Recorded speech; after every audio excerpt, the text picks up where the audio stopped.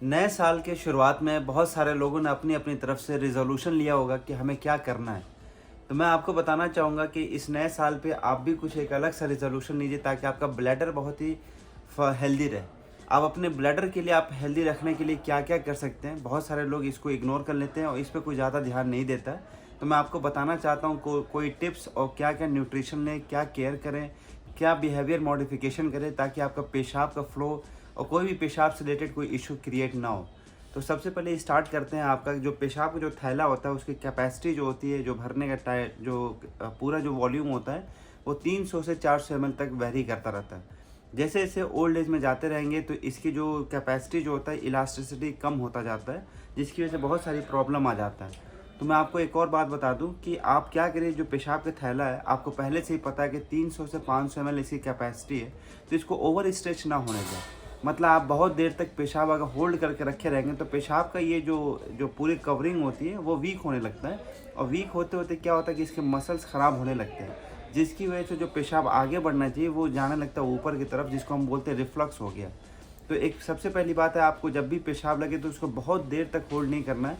एक आदत डालिए कि आपको एक टाइम फिक्स करिए कि हर 2 घंटा या 3 घंटा या 1 घंटे पे आपको पेशाब करना ही करना है, पेशाब लगे या ना लगे। पहली बात थी। दूसरी बात ये थी कि जब भी आप पेशाब करना जाएँ तो कोशिश करें कि पेशाब के अंदर, ये थैले के अंदर जो ब्लैडर है पूरा का पूरा पेशाब खाली कर दें। कई लोग क्या करते हैं, पेशाब तो खाली करते हैं, बहुत जल्दी भी रहते हैं और आधा ही पेशाब कर पाते हैं, कहीं ना कहीं भाग जाते हैं या कुछ ना कुछ काम आता रहता है और बहुत जल्दबाजी में पेशाब करते हैं। तो उनके लिए मैं कहूँगा कि आप बहुत जल्दबाजी में पेशाब ना करने जाएँ।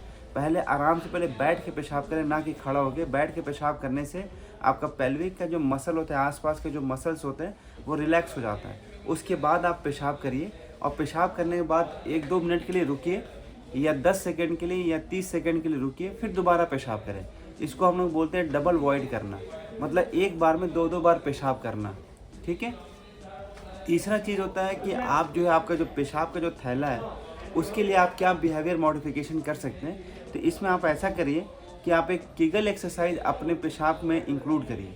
किगल एक्सरसाइज कई लोग को पता नहीं होता। जब भी वो किगल एक्सरसाइज करते हैं तो वो अपने पेट पे जोर लगाते हैं या छाती पे जोर लगाते हैं, जहाँ करना चाहिए वहाँ नहीं कर पाते हैं। इसके लिए मैं आपको बहुत सिंपल आइडिया बताता हूँ कि आप अपने पैर के बीच में कोई ना कोई सब्सटेंस रखें या तकिया रखें, कुछ भी रखें।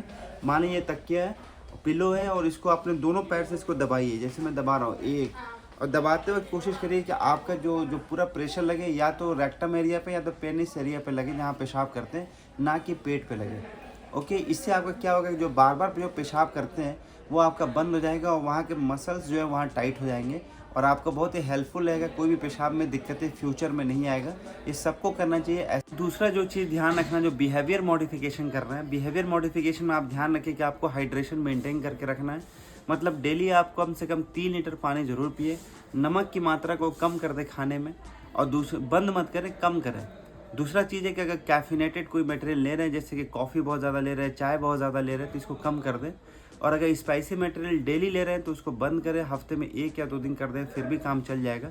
अगर बहुत ज़्यादा आप अल्कोहल ले रहे हैं तो उसको भी बंद करें, क्योंकि ये सारे चीज़ आपको अल्टीमेटली अफेक्ट करेगा।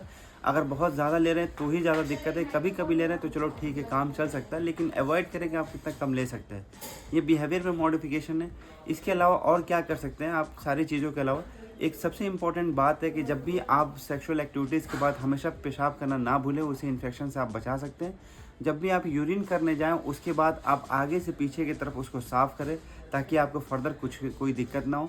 एक और बात यह है कि आपको यूटीआई बहुत ज़्यादा देखने को मिलता है अगर आप कहीं गलत टॉयलेट यूज़ करते हैं। तो जब भी आप ऐसे जगह पर जाते हैं जो पब्लिक टॉयलेट है, उसको पहले आप खुद से फ्लश करें, खुद से चारों तरफ के रास्ते को साफ़ करें, ताकि आपको कोई यूटीआई ना हो।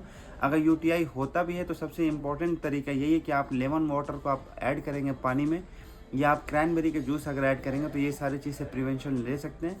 ये सारी चीज़ से, जो बिहेवियर मॉडिफिकेशन से और आपके खुद के लाइफ स्टाइल चेंज करने से, ये सब सही हो जाता है। कुछ चीज़ें ऐसी होती है जिसको, जैसे आपको कभी ओबेसिटी, मतलब बहुत ज़्यादा ओवर वेट हो चुका है, तो आप उसको कम करेंगे तो आपको ब्लैडर पर लोड कम पड़ेगा, फैट चारों तरफ से हटेंगे तो और ज़्यादा इफेक्टिव होगा। अगर आपको डायबिटीज़ है, तो अगर आपने शुगर पर कंट्रोल ले लिया खाने से और या दवाइयों से, तो आपको जो एक अलग से बीमारी होती है डायबिटिक सिस्टोपैथी जिसको बोलते हैं, अगर उस पे भी अगर आप कंट्रोल कर लेंगे तो आपका शुगर काफ़ी कंट्रोल हो जाता है, तो ब्लडर भी आपका बहुत ही नॉर्मल बिहेव करने लगता है। तो ये सारी चीज़ें, एक तो आपको बिहेवियर मॉडिफिकेशन करना है, एक तो आपको खाने में चेंजेस लाने हैं, एक तो आपको कोई पहले से कोई कोमॉर्बिड कंडीशन है जिसकी वजह से आप पहले से परेशान हो, उसको कंट्रोल करें। ये सारी चीज़ को आप रेजोल्यूशन लीजिए, इस साल के एंड तक आपका 100% कोई भी पेशाब की दिक्कत नहीं होगी। और बहुत सारी चीज़ें हैं जो सिर्फ आप मॉडिफिकेशन के बेसिस पे आप सही कर सकते हैं।